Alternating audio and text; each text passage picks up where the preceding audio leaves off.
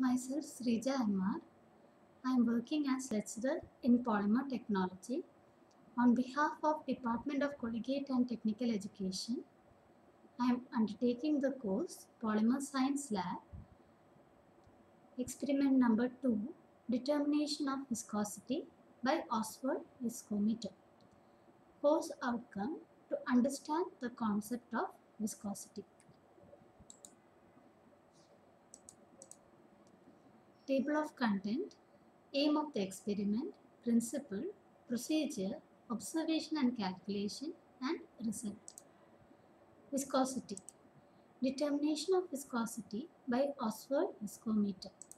Aim: to determine the viscosity of given sample using Oswald Viscometer. Petroleum oil is taken. Diesel is taken as the sample. Apparatus used: Oswald Viscometer, specific gravity bottle, pipette, stopwatch, beaker. Test sample: water and petroleum oil. Viscosity procedure: water sample is taken in Oswald Viscometer using pipette. Water is sucked up to the upper mark and is allowed to flow from upper mark to lower mark of the bulb. When the flow starts from the upper mark, immediately start the stopwatch and stop the stopwatch when it reaches lower mark. Time taken for flow of water is T1 seconds. Repeat the procedure 2 times and take average value of the time noted. The viscometer is emptied and is filled with given sample, that is petroleum oil, using pipette as done in the first case. Now the sample is allowed to flow from upper mark to lower mark of the bulb. Stopwatch is started after flow starts from the upper mark. Time taken for flow of sample is noted as T2 seconds. The experiment is repeated once again to get an average value.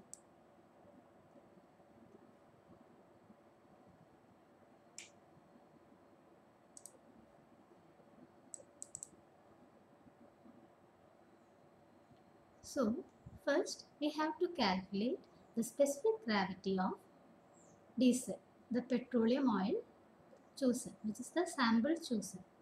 So, first for calculating specific gravity, we will be calculating the weight of empty bottle. In the next step, we will be filling the water in the specific gravity bottle and taking weight of specific gravity bottle plus water. We will note the weight as W2. In the next step, we will fill the bottle with diesel and take the weight of the specific gravity bottle plus diesel. This is the Oswald Viscometer. You can see 2 bulbs. This bulb, it has a lower meniscus and an upper meniscus. We will be filling water. First we have to note the time of flow of water. Using a sucker, we will bring this water up to the upper level of the Oswald Viscometer.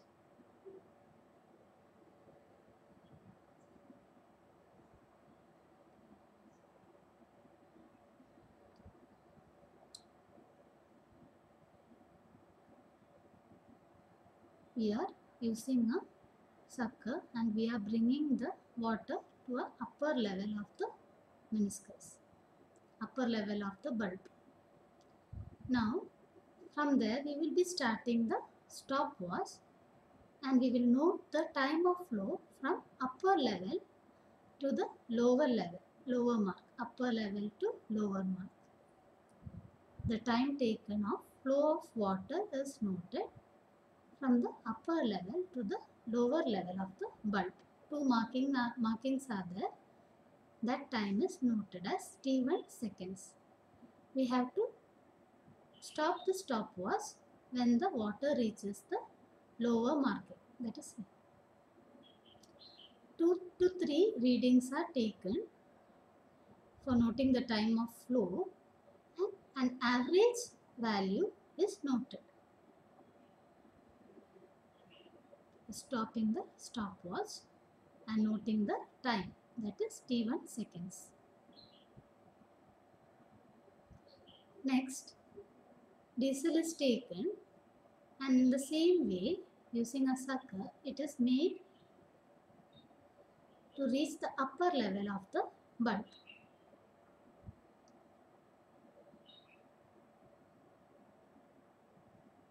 It is made to reach the upper level of the bulb. In the next step, the flow of diesel is noted. We have to start the stopwatch and note the time taken for the flow from upper level to lower level. Here there is a small capillary tube in the Oswald viscometer.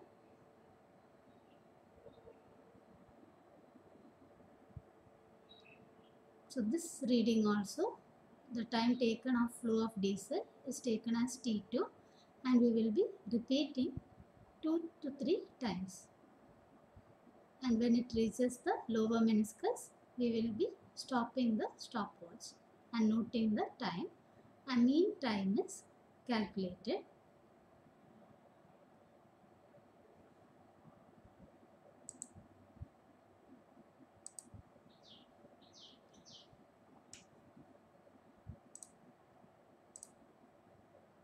Next is the observation part. Observation and tabulation. So here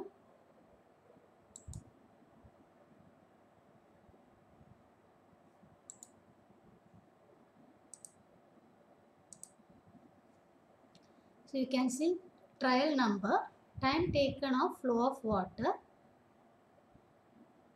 in seconds, that is T1, time taken by flow of sample as T2.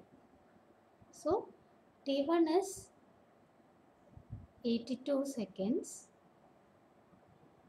81 seconds. We have noted another value, 3 readings we have taken and average time is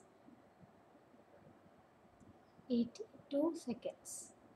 Now we are taking sample which is kerosene. We are noting the time to flow from the upper level to lower level. We got the time as 460, 456 and 458 seconds. So the average value is 458 seconds.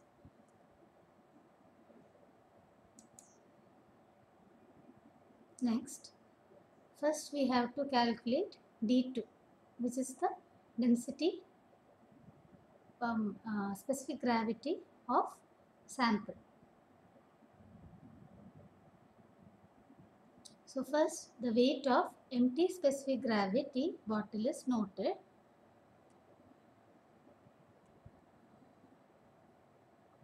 Weight of empty specific gravity bottle, it is 20.493. 20.493 grams.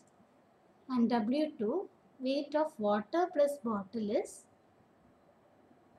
46.163 grams. Now, weight of specific gravity bottle plus sample is 41.782 gram.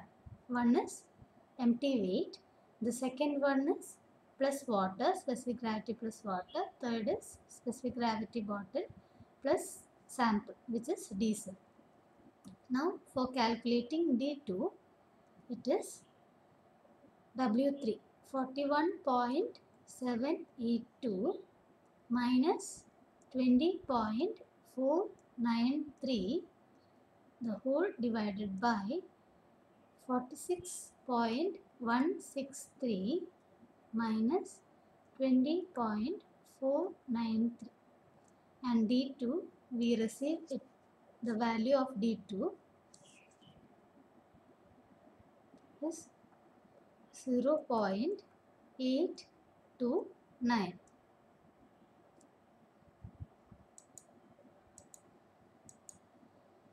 Now this is the formula in which we calculate the viscosity of the sample, that is eta equal to D2 T2 mu the whole divided by D1 T1. D2 is the specific gravity of sample, where here it is specific gravity of descent. T2 it's the time of flow of sample from in the Oxford viscometer. D1 is the specific gravity of water. T1 is the time taken for flow of water. Eta is the viscosity of the sample taken, and mu is the viscosity of water taken. So we will be calculating by substituting the values for each. Here the viscosity of water taken is 0.001 and D1, the specific gravity of water is 1.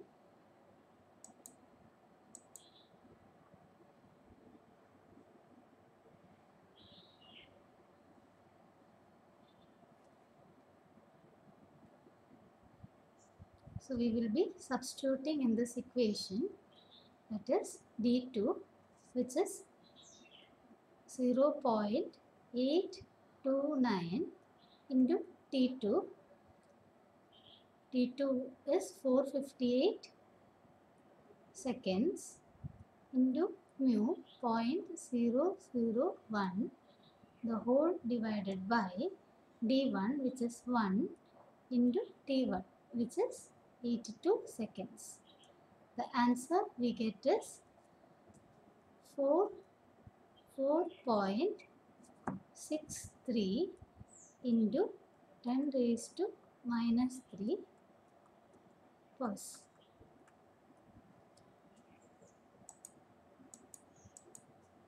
So this is the Oxford viscometer. Here we can see two arms. Two meniscus reading is there, upper mark C and lower mark D. We are noting the time of flow from upper mark to lower mark. You can see a fine capillary tube which restricts the flow of sample or water.